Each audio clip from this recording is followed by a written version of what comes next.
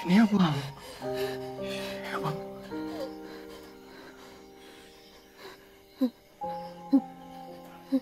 Abang minta maaf. Niat abang datang ni.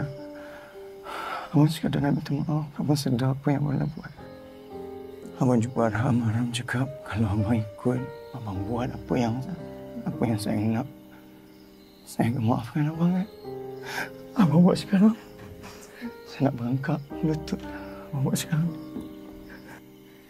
Tajul.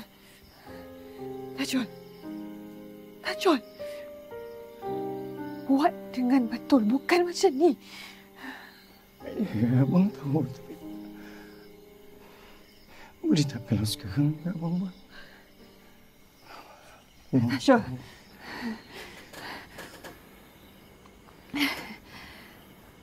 Birthday awak tak nak dekat kan? Kita jumpa dekat rumah kita ya?